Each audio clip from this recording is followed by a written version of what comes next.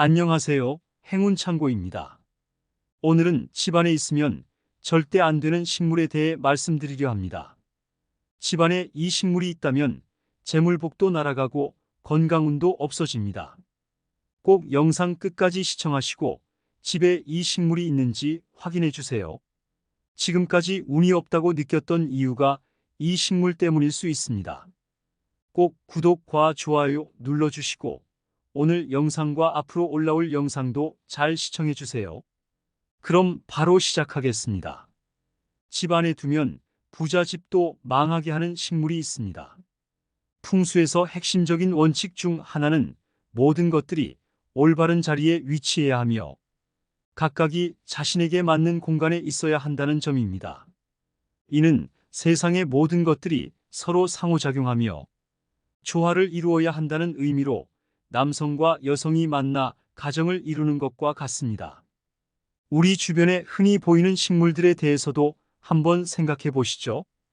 고작 이 작은 식물이 우리 집의 운명을 달리할 수 있다고 생각하지 않으시는 분들이 많습니다. 단순히 지인에게 선물을 받아서 키우게 되거나 공기를 맑게 해주는 효과를 위해 식물을 집에 들이시는 경우가 많은데요. 물론 새로운 취미로 식물 키우기를 시작하시는 분들도 계시고요. 하지만 아무 식물이나 막 키우면 집안에 화를 불러올 수 있다는 사실 꼭 다 알고 계셔야 합니다. 좋은 기운이 꺾이는 경우가 있기 때문이죠. 그래서 오늘은 우리 집안에 두면 부정적인 기운이 흘러넘쳐서 부자집도 망하게 만든다는 식물에 대해 알아보겠습니다. 부자집도 망하게 하는 식물 첫 번째로 담쟁이와 같은 쿨 식물입니다. 담쟁이 같은 넝쿨 식물은 너무 무성하게 자라는 성질을 가지고 있습니다. 또한 식물은 나무나 일반 식물과 달리 꼭 위로만 자라는 것이 아니라 옆으로 자라기 때문에 풍수에서는 음의 기운이 강한 것으로 여겨집니다. 전통적으로 음기는 억제 수축 침체와 같은 속성을 가지며 이는 집안의 기운을 음의 방향으로 이끌어 음양의 균형을 깨뜨릴 수 있습니다. 특히 넝쿨 식물을 천장에 매달아 아래로 처지게 기르는 것은 더욱 주의해야 합니다. 이러한 배치는 가족 구성원의 방황과 갈등을 유발하고 심지어 이혼과 같은 불행한 사건들을 가져올 수 있습니다. 이는 집의 운을 떨어뜨리고 부정적인 영향을 끼칩니다.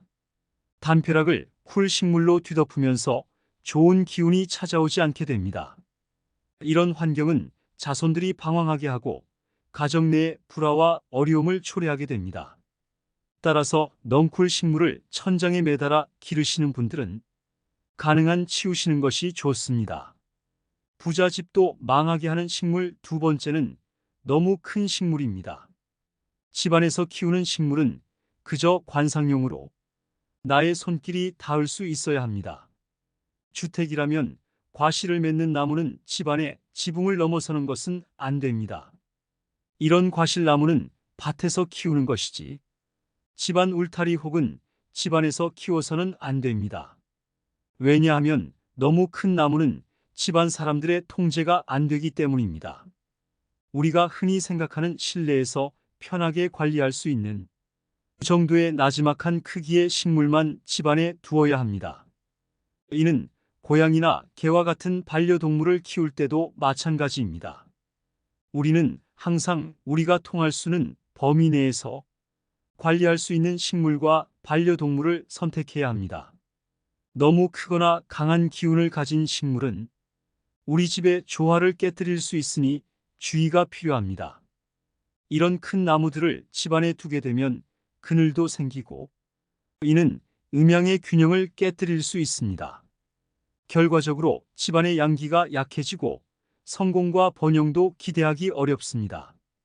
부자집도 망하게 하는 식물 세 번째로 행운목입니다.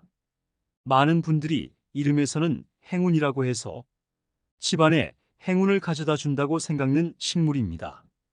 하지만 풍수적인 관점에서 볼 때 행운목은 그다지 좋은 선택이 아닐 수 있습니다. 내가 개업을 했는데 누군가 행운목을 선물했다면 그것은 좀 심하게 말하면 망하라고 준 선물일 수 있습니다. 행운목은 대부분 나무의 단이 잘려나간 상태로 키워집니다. 이는 풍수상 보면 절단된 기운을 의미합니다. 절단된 기운은 뭔가 재물복이 들어오지만 잘려나가는 느낌이고, 행운이 들어오면서도 중단되는 느낌이라고 생각하시면 됩니다. 행운목의 이러한 형태는 기운이 이어지지 않고 짧은 기운이 생기는 것을 의미합니다. 이는 집안에서 장기간 노출될 경우 거주하는 사람에게도 부정적인 기운의 영향을 받게 됩니다. 그래서 잘려진 행운목은 집안에 들여놓지 않는 것이 좋습니다. 부자집도 망하게 하는 식물 네 번째는 선인장입니다. 선인장이 풍수적으로 좋지 않은 이유에 대해 알아보겠습니다. 풍수에서 좋은 식물은 보통 잎이 동글동글하고 넓은 형태를 가지고 있다고 알려져 있습니다. 반면에 선인장은 이와 반대되는 기운을 가진 대표적인 식물입니다. 작은 다육식물인 선인장은 괜찮을 수 있지만 이미 크게 자란 선인장은 풍수적으로 바람직하지 않습니다. 선인장은 음기가 강한 것으로 여겨지며 사고나 소송을 유발할 수 있다고 알려져 있습니다.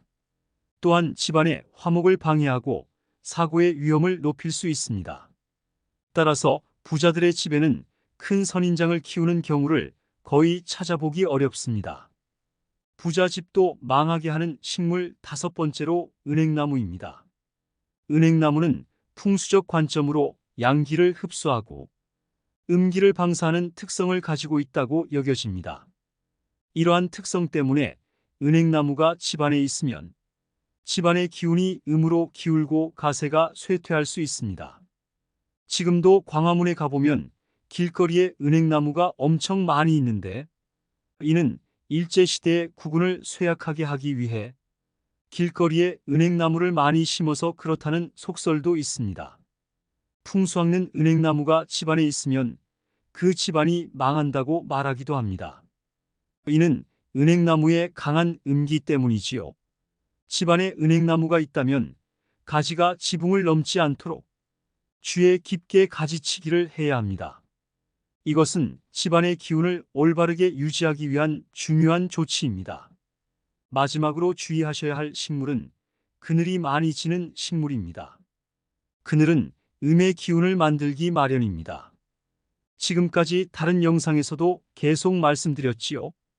음의 기운을 피하셔야 한다는 것 말입니다. 집을 구할 때도 해가 잘 드는 집을 고르는 게 좋은 것처럼 잎이 넓게 자리 잡아 그늘을 쉽게 만드는 식물은 치우시는 게 집안에 복을 드리고 건강한 생활을 유지할 수 있도록 도움을 줍니다. 오늘은 집안에 두면 안 좋은 기운을 부르고 재물이 들어오지 않게 막는 식물들을 알아보았는데요. 끝까지 이번 영상을 함께 해주셔서 정말 감사합니다. 끝까지 시청해주신 분들은 댓글을 남겨주시면 제가 직접 답글로 여러분의 건강과 행운을 드리겠습니다. 구독과 좋아요도 한 번씩 부탁드립니다.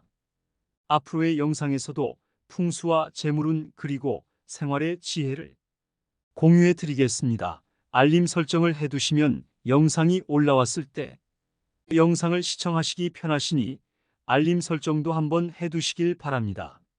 앞으로도 행운 창고는 다양하게 여러분의 운세가 좋아지는 방법을 알려드리겠습니다. 항상 감사합니다.